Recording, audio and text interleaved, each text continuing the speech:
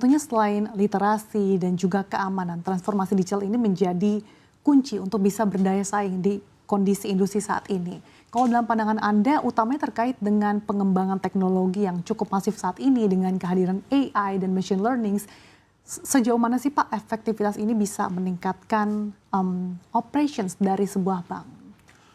Ya, dengan adanya AI dan machine learning ini tentunya juga membuat dampak yang positif juga ada kepada perbankan, terutama di efisiensi.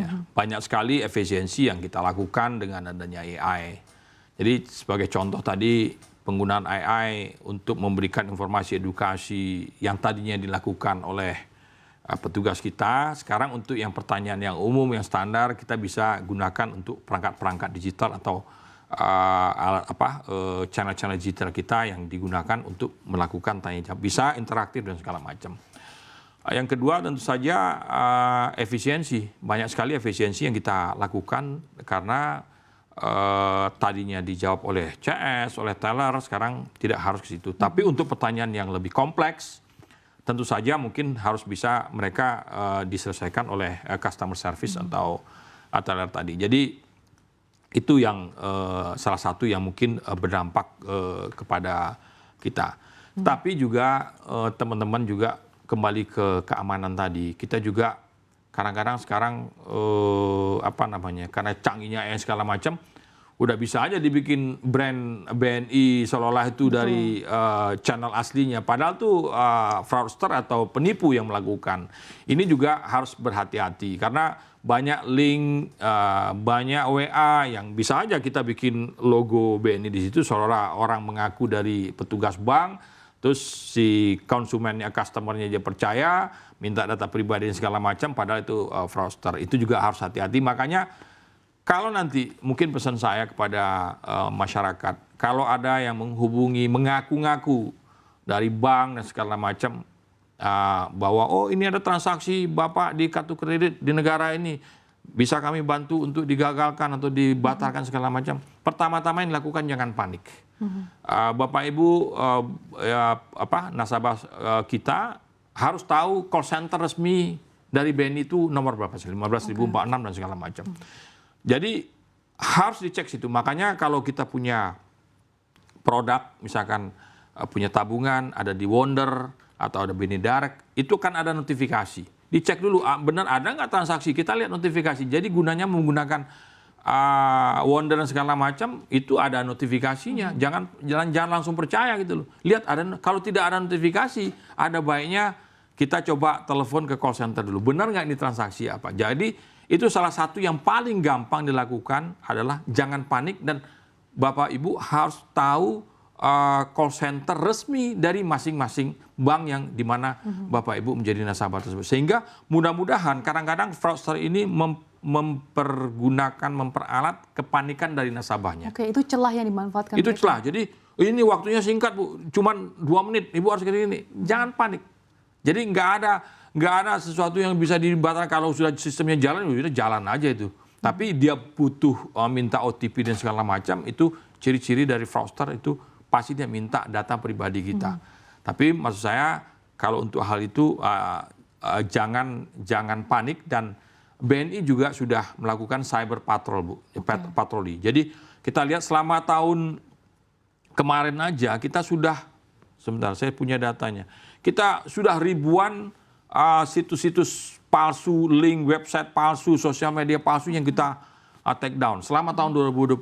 Tetapi ini kan juga mereka juga akan terus berusaha lagi. Tapi kita selalu juga melakukan patroli untuk men-take down situs-situs tersebut, dan kerjasama juga dengan regulator dan juga tentunya dengan aparat penegak hukum.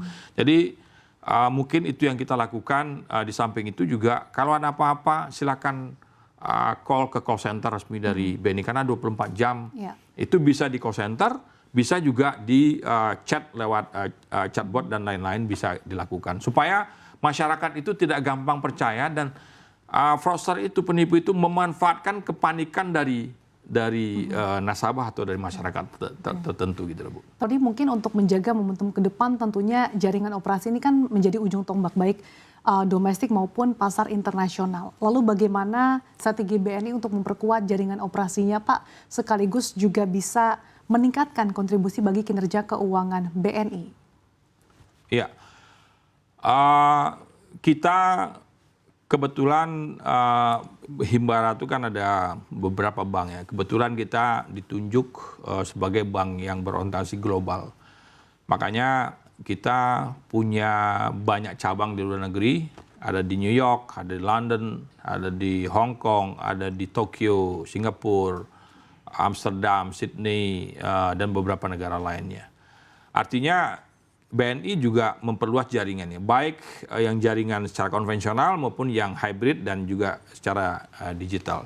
Nah, tentu saja ini menjadi peluang bagus bagi kita untuk memperluas jaringan kita. Di samping kita juga secara lokal, kita mempunyai agen 46 yang jumlahnya hampir 300.000 yang dapat menjangkau masyarakat-masyarakat yang tidak ada cabang atau outlet BNI di situ. Jadi tetap mereka bisa bertransaksi walaupun tidak ada cabang. Sehingga itu yang membuat turunnya transaksi ke cabang. Selain mereka bertransaksi di digital, mereka juga bisa dilayani oleh agen 46 tadi.